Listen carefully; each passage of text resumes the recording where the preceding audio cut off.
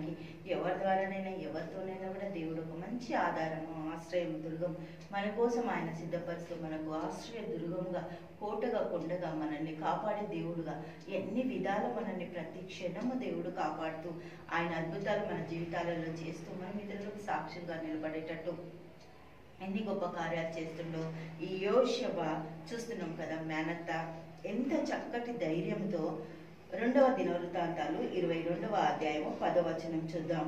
హల్లెలూయా. అహజ్యా తల్లి అయిన అతల్య తన కుమారుడు చనిపోయినని వినినప్పుడు ఆమె లేచి యూదావారి సంబంధులకు, దేవునికి స్తోత్రం, ఎవరంట వీళ్ళు? యూదావారి సంబంధులకు రాజవంశముల అందరినీ ఒక్కొక్కరిని కూడా, ఒక్క జనాంగాన్ని కూడా వదలలేదట. రాజవంశజాలను అందరినీ హతము చేసెను. అయితే రాజునకు కుమార్తె అయిన యోషబెతు అహజ్య కుమారుడైన యెహోషును అతులైన రాజకుమారులలో నుండి దొంగలించి అతని దాదిని ఒక పడకటింటిలో ఉంచెను. దేవునికి స్తోత్రం. దొంగలించిందంట. రాజకుమార్తె తన ఒక రాబోయే తరాన్ని దొంగలించిందంట. దేవునికి స్తోత్రం. రాబోయే తరము నీకు చాలా నువ్వు జాగ్రత్త కలగాలి. రాబోయే తరాన్ని నువ్వు తయారు చేయగలిగే సామర్థ్యత, కెపాసిటీ నీకు ఉండాలి. రాబోయే తరమును తయారు చేస్తే ఆ తరము ఇంకో 100 తరాలకి చెప్తుంది.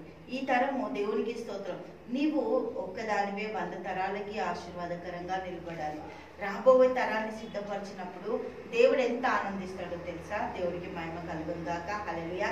న్యాయాధిపతులు 2వ అధ్యాయము 10వ వచనంలో అసలు యెహోవా ఉన్నాడన్న సంగతి వాళ్ళు మర్చిపోయారట. యెహోవా దేవుడు అనే సంగతి మర్చిపోయిందంట. యెహోవా దేవుడు అనేది వాళ్ళు అక్కడ గుర్తించలేరంట. వాళ్ళ పితృలందరూ చేసిన అద్భుతాలు చూసి కూడా మర్చిపోయిందంట.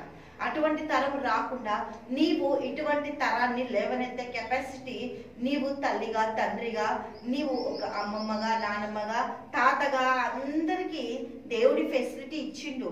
ఒక తరం లేవనెత్తే కెపాసిటీ దేవుడు మనకి ఇచ్చిండు. కానీ మనం ఎన్నో తరాలని తయారు చేయడానికి పూనుకున్నప్పుడు దేవుడు ఆ సామర్థ్యం కూడా మనకు అనుగ్రహిస్తాడు. ధైర్యం కలిగిన స్త్రీ దేవుని చిత్తాన్ని నెరవేర్చడానికి నిలబడింది.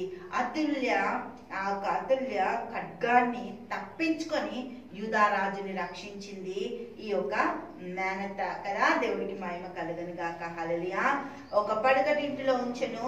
యెహోరాము రాజు కుమార్తెను యెహోయాద అను యాజకుని భార్య అయిన యోషబెతు అతుల్యకు కనబడకుండా అతన్ని దాచిపెట్టాను కనుక ఆమె అతన్ని చంపలేకపోయిందట. దేవుడికి స్తోత్రం. మరణాన్ని తప్పించే వశం నీ వశంలోనే ఉంది. మరణాన్ని తప్పించే కెపాసిటీ క్రీస్తు ప్రభు నీలో దాచిండు. పరిశుద్ధాత్మతో నీవు మరణాన్ని తప్పించుకోవచ్చు. మరణము నీ పాదాల కిందికే. దేవునికి స్తోత్రం. ఈ యోషబెతు అతుల్యకు సహోదరి. దేవుడికి మహిమ కలుగు. అహజ్యాకు ఈమె ఎవరట? ఆ అతుల్య కుమారుడు కాబట్టి అహజ్యాకు ఈమె సహోదరి. మేనల్లుని దాచిపెట్టిందండి. ఎన్ని సంవత్సరాలు? 6 సంవత్సరాలు అతడు వారితో కూడా దేవుని మందిరంలో దాచబడి ఉండేది. ఆ కాలమున అతల్య దేశమును పరిపాలిస్తుంది కాబట్టి కంటబడకుండా దాచిపెట్టింది. సాతాన్ రాజ్యములో మన పిల్లలు ఉండకుండా మన పిల్లల్ని భద్రపరిచి వాళ్ళని కాపాడే సామర్థ్యత దేవుడు ఆల్రెడీ నిలబెట్టిండు. నువ్వు నిలబడాలి నీ పిల్లల కొరకు. దేవుడికి మహిమ కలుగును గాక. హల్లెలూయా. తండ్రి యేసయ్యకి స్తోత్రం. గొప్ప అద్భుతకరుడా, ఆశ్చర్యకరునికి స్తుతులు స్తోత్రాలు చెల్లిస్తాం తండ్రి. అన్ని రంగాలని బిడ్డలను ఆశ్రయించి దీవించి సహాయత దయచేయి. యేసు నామములో ప్రార్థిస్తున్నాము తండ్రి. ఆమేన్.